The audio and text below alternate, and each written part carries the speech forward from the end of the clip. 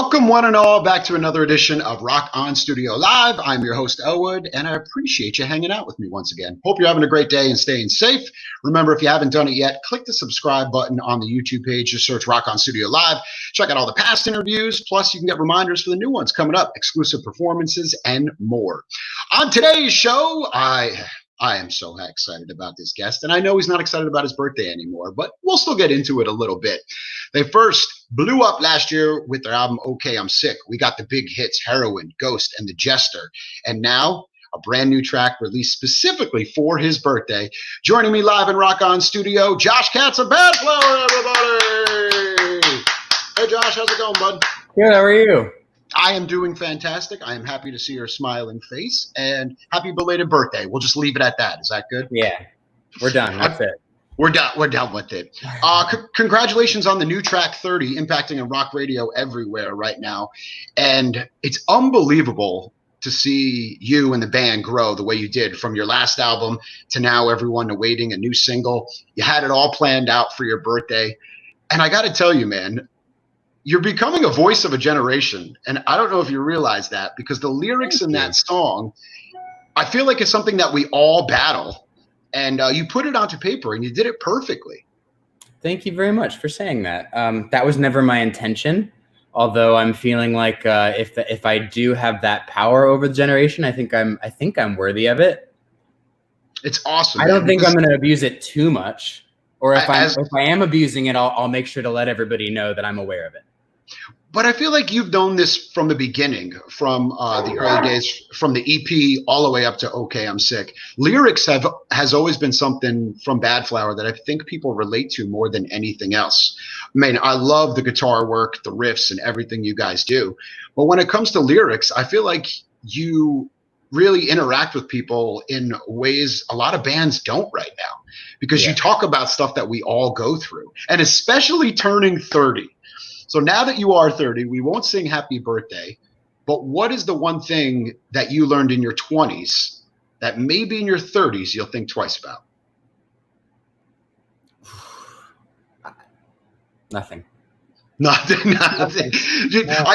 We talked before, and any advice I can give are 3-day hangovers. I turned 30 and all of a sudden over hangovers. And I was telling you, I have not experienced the 3-day hangover. No, I say nothing, but of course there's something. I just can't think of it on the spot. I feel like from like 24 on, I don't think, I remember growing so much from like late teens to like my mid 20s. I remember just changing entirely. I became an entirely different person. And I don't feel like I've changed as much from then to now. And that's a little sad and disappointing, because I feel like I have a lot to learn. I feel like I'm nowhere near where I'd like to be mentally, yet I just feel like I'm just perpetuating this idea of being a kid and being young and confused, and I just don't have anything figured out. And people keep telling me, like, look, you're going to hit your 60s and you're going to feel the same way. And so I think that's kind of what the song is about. It's like, I don't know, maybe it'll inspire people to not put so much pressure on themselves. I know a lot of families put pressure on their family members when certain milestone ages hit, like, when are you going to get married? When are you going to do this? How come you're still blah, blah, blah? Like, how come you still don't have a good job? Whatever it is. Luckily I don't have that, because I chose the musician path and it seems to be working. So I don't have any pressure to like grow up, so to speak, in like the traditional societal ways. But I put pressure on myself to not be so crazy all the time. And I'm not meeting my own expectations. That's something I've tried to work on during all this quarantine, is I'm done with looking ahead. I hate the question where people always say, where do you see yourself in 5 years? It's like, why should I give a shit? How about where do I see myself tomorrow? Like, let's go day to day rather than start thinking way out. More so, like, where do I see myself right now? Like, people don't really analyze themselves very often, because they're so fixated on the future. Or if they do analyze, they're just thinking about all the negatives of their life, and they're like, well, maybe in 10 years I'll blah, blah, blah, blah, blah. And it's like, probably won't. It's not going to happen. I set lists all the time. Maybe one check. I got that one. I'll give it a win. Yeah. All right, so along with the unbelievable new track 30, you released a music video with it as well, which number one just looks like so much fun putting that video on. And was this your mastermind project to get the happy birthday song in the beginning from home and everything after that? But I do have a question towards the end. But how was it making that music video? It was a blast. It was a lot of work. I mean, this house that we're in right now, we did everything here, like even building the stage for the final, like the band performance shot was done in our backyard. So we're a very DIY, hands-on kind of band, and it was so much fun. It was a blast. And yeah, I did. I always imagined what I wanted for this song was I watched the This Is America video by Childish Gambino, and I was like, I want like a punk rock version of that sort of flow. I just want something that flows like that either is one single shot the entire time or feels like one shot, and it's all just rehearsed and choreographed and perfectly put together rather than, you know, just like quick cuts like most bands do for things. We just wanted to tell this story, and we did, and it was fun. It's so stupid. It's so But it stupid. all worked out. Like, were the balloons supposed to wrap around your ankle when you took the stage? No, I was supposed to just run through the balloons and just like I did and just be like frustrated by them, but then get onto the stage. Every time we did it, we did that take probably 3 or 4 times, and every time we did it, there were more and more balloons caught up on me. By the time we got to the end, which is the take that we used, it was just all of them. They just all got stuck to me, and it was hilarious. And it's almost like when I look back on it, I'm like, how did we not plan that? How I can't imagine that going down without the balloon stuck to me. It's just like it's so funny. Is the fur coat yours? And I'm guessing it's not real. No, of course it's not real. Yes, I would do that. And I laugh at the end. How many takes did it take to get the whole band to do the choreography at the end? That took several. And we scoped out that location beforehand just randomly, and we found the sand dunes because we're in California, and sometimes you just come up on shit like that where you're just like, there's like it's like we're in Egypt right now, but it's just California. And we came up on the spot, and when we got there to scope it out, we got there right when the sun was setting, and we took pictures, like test pictures, and it was just stunning when we were silhouetted by the sun. It had such a crazy cool look. And then when we got there with the band, we got there a little bit late, and we had to get everything together, and everyone had to get suited up, and we couldn't get the dance right, and dancing in the sand, which dips your feet in a lot, we didn't expect because we practiced on the ground. And by the time we actually got the shot that we wanted, the sun was already down. We lost the beautiful shot that we wanted. But we ended up with a shot that's just a little bit darker and flatter and still looks great. But no, everything seemed to go wrong on that day. And we were at each other's throats and fighting with each other. And that's the funniest thing too, because we're all fighting and at each other's throats, and everybody has an opinion and idea, and it's not working and something's not going right. And we're fighting with these suits and these emoji faces on. We just look like clowns. It's so funny. I wonder if anybody I bet somebody who was there with us probably took iPhone footage of that, which I have most of. I have most of like the iPhone behind the scenes stuff because I've taken a lot of it, but we didn't get any from that day. So I have to dig around and see if there's anything. I just remember watching the video and at the end and watching you guys do the choreography. I was like, I got to ask him how many takes, because there were some looks on the face were like, all right, I'm over this shit. Like, I just want to get this over with. Well, some of the looks are that way, but I think that makes it extra funny. And what I think is really funny too is people comment like they're like, oh, Anthony's face, he looks so like he just hates that he's doing this. He doesn't want to do this. And Joey hates doing this. But when we were rehearsing it, we were all smiles. Like everybody was stoked on the idea. We were just, and also keep in mind, this is California heat. It was like 110 out there. It was boiling. Yeah. Like we're sweating, we're hot, we're upset. But I don't think that's what you're seeing on people's faces. I think what you're really seeing is focus. And we're not dancers. We've never had to do anything like this before. So we're not looking in the mirror constantly going, okay, my focus face looks like I'm angry. When in reality, I'm not angry. I'm just really focused. I think a lot of people get that. Like, what are you so pissed off about? No, I'm just thinking. Especially Anthony. A lot of people think he's mad. Our drummer. People think he's mad all the time, and he's not mad. He just has a very focused face. The thinking face all the time. All right, so I got to ask you this. We got 30. You've been in quarantine. Is there more music? Are you still writing through all this? Is that something planned? Yeah.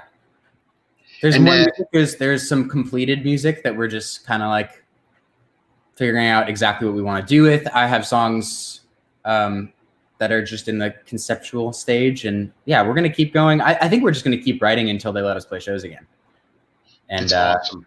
And then, yeah, if it feels like an album is right, We'll put out an album if it feels like it's not. Maybe we'll do EPs. Maybe we'll just do singles for a while. I don't know. We have no plan in terms of how we're going to release things. We're just creating all the content.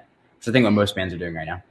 I know it's kind of sad because I've talked to a lot of bands that have new records that have been done since December, been January, and they're just shelving it because they're like, I want to tour. I want to support the record.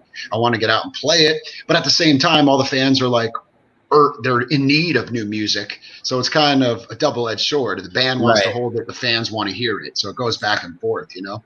I think it's about figuring out what the appropriate music is. Like, it almost sucks to say, but you can't give your best right now. You want to give something that, just from a band perspective, not saying that 30 is not our best or anything like that, but it's not our best. It's great. It's not our best. It's fun, and it really, it's so appropriate for the times. Obviously, I mean, we had this plan before quarantine and all that. We started working on the song, and I was like, I knew that this had to come out on my birthday. We started writing the song before coronavirus, before any of that stuff. So then it just made perfect sense for us. And we're like, this feels like the right kind of thing for people to hear and have, rather than, you know, the rest of the catalog, which is mostly moody and sad and slow. And it's going to make people even more depressed than they already are. I feel like 30 was is a solid in between that, where it's calling out why we're all so depressed and how shitty life is, but doing it in a way that makes us smile. Yes, 30 is out now, impacting rock radio all across the country, alternative and active rock radio. And I mean, it's got to be cool because, let's be honest, you are one of the few bands that has had major success in alternative radio and active rock radio with #1 hits at active. Is that something that you guys think about? Like, do you say, I want to be considered in the active rock radio, or I want to be alt, or I want to be both? Is this something that our band says we want to get so big that our style of music becomes pop. Yeah. That's what we want to do. Like we don't, in fact, when we first started this, when we first got signed and all that, we had never heard of active rock radio because we're in California and it doesn't exist here. It's never really existed here. It's only ever been alternative, and alternative has become mostly like electronic music. Alternative is basically pop, especially in the coastal areas like in New York or LA or Seattle, like the cool areas, you know. Not my interpretation of cool, but just like the cool areas.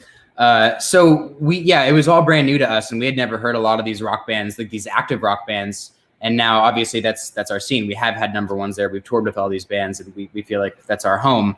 But alternative was always we always considered ourselves an alt band who wanted to cross over. Dude, if country stations want to play our shit, I'm ready. Like, I don't care. I want anybody to play, and I want everybody to, I want everybody to like it, but I know that that's impossible. But I feel like that's a lost art in radio right now. In the 80s and 90s, rock was massive because of that crossover to top 40. Right. You heard Nirvana and Soundgarden and Pearl Jam. They were on top 40 stations. They were getting #1s, and it kind of faded away. And I feel like with bands like you and getting back to having that crossover and that popularity of being in those commercials, of seeing your favorite rock stars in television, because let's be honest, hip hop and rap are owning that category right now. Yeah. They're the ones on television commercials. You know what though? Rightfully so, because hip hop and rap are making better music than rock is. And that's the hard truth that I believe. I believe that rock has fallen off in a sense. Like, bands aren't making, the bands in the rock scene aren't innovating as much. They're just doing what works and what they've always liked and they've always known. And the only innovations I really hear in modern rock bands, and sometimes it's done really well, is like adding electronic elements at times and doing this and doing whatever, but they're not speaking. You open this thing up saying you might be the voice of a generation. I'm like, good, because so many hip hop artists and pop artists are that to so many people that they feel that they like, this person really speaks to me. I haven't felt that from a rock band, I don't think, at all in my lifetime. I mean, no, that's not true. When I was a kid, I definitely felt like Blink-182 was the voice for my generation. Mm-hmm. When I was that age, like that, they spoke to me and they were massive. And just like you were saying, like All the Small Things was a pop hit, if I recall. Yeah, it was a top 40 smash. We're not seeing that happen anymore. We're just seeing a lot of like cool riff and people looking cool, and there's no innovation. And so that's a big focus of our band, is we want to innovate so that so that people like us. Everyone already does. You already got that. so that people like us, but for the right reasons. Not, we're not trying to manipulate anyone into liking us because we sound like what the scene is supposed to sound like. Mm-hmm. No, but that's what a lot of bands are doing. They're like, I'm doing this stuff, and I heard this other artist do this kind of thing, and we're doing it, and so now we're in this category of bands and this family of bands, and the radio will probably play it because they know it works, and we don't do that. Well, whatever you're doing, it's working, and everybody is loving it. Everybody is loving it. All right, make sure you hit up your local rock radio stations, request the new single 30 from Badflower, and whatever you do, don't wish Josh happy birthday anymore. He's over it. He doesn't want to hear it anymore. Like ever again for my entire life, in fact. Like no more birthdays. That's it. When 31 comes, you better not.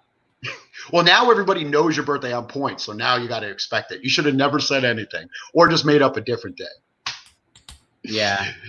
Josh Katz from Badflower, thank you so much for joining us in Rock On Studio Live today, man. I can't wait to see you back on stage. You guys tear it apart like nobody does, man. The live energy and just the vibe you guys give off. And thank you so much for the lyrics. And thank you to everybody out there who feels the same way you do and has used your music to help themselves. And that's what it's all about. We really appreciate it, man. Let me thank those people. Thank you.